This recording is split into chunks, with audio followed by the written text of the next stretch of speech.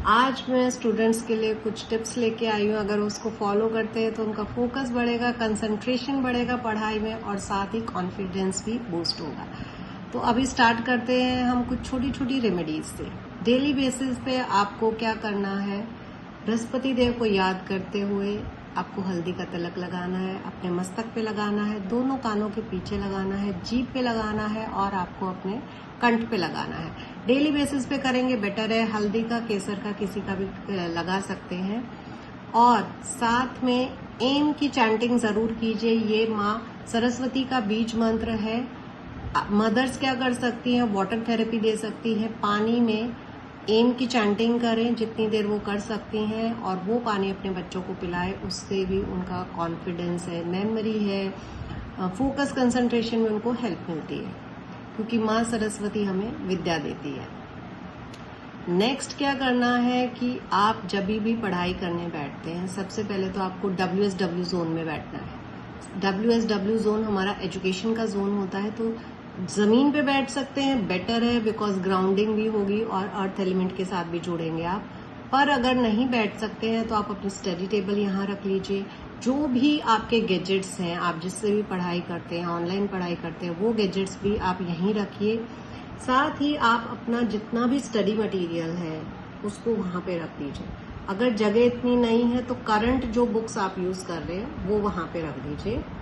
और जब आप पढ़ाई करने बैठते हैं तो आपको ब्रीद इन ब्रीद आउट करना है थोड़ी देर, बिकॉज जो इतना स्ट्रेस है उसके साथ तो पढ़ाई अच्छे से होगी नहीं। तो आपको थोड़ी देर अपने सांसों पे कंट्रोल करना है, ब्रीद इन ब्रीद आउट करना है, स्टेबल हो जाना है। उसके बाद आप माँ सरस्वती के बीज मंत्र की चैंटिंग कर सकते हैं, एम की चैंटिंग, या फिर गणेश जी के मंत्र की भी चैंटिंग कर सकते हैं। एंड उसके बाद आप अपनी पढ़ाई शुरू कीजिए।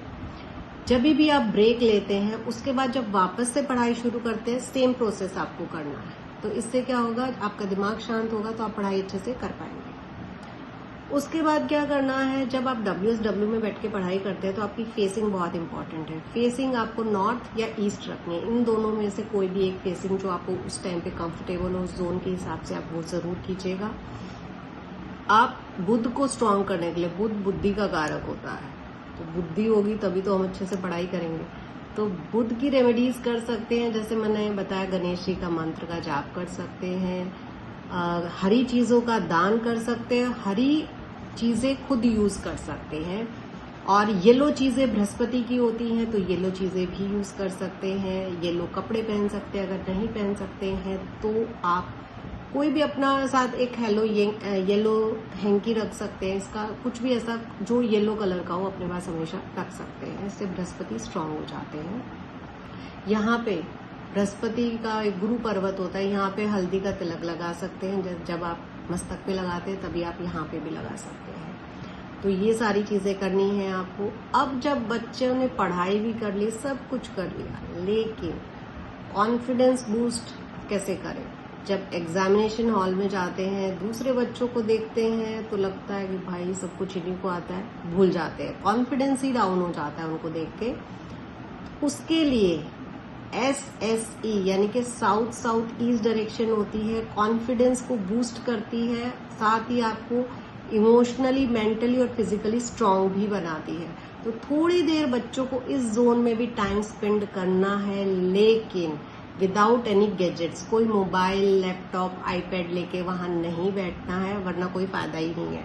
तो थोड़ी सी देर बिना इन चीजों के आप साउथ ईस्ट जोन में जरूर बैठिए, तो आपका कॉन्फिडेंस बूस्ट होगा और मेंटली, फिजिकली बच्चे स्ट्रांग होंगे। क्योंकि ज्यादा देर घंटों बैठ के पढ़ाई करते हैं, थक जाते हैं, मेंटली एनर्जी उनकी ड्रेन हो जाती है, फिजिकली भी वो थक जाते हैं। तो मेंटली, फिजिकली और उनका कॉन्फिडेंस भी बढ़ता है। इसके बाद जब घर से निकले थोड़ा सा ठंडा पानी जरूर पीजिए और साथ में छोटा सा एक गुड़ का टुकड़ा जरूर खाइएगा। इससे क्या होगा, कॉन्फिडेंस बूस्ट होता है। गुड़ जो है वो सूर्य का कारक होता है, तो कॉन्फिडेंस बूस्ट हो जाएगा।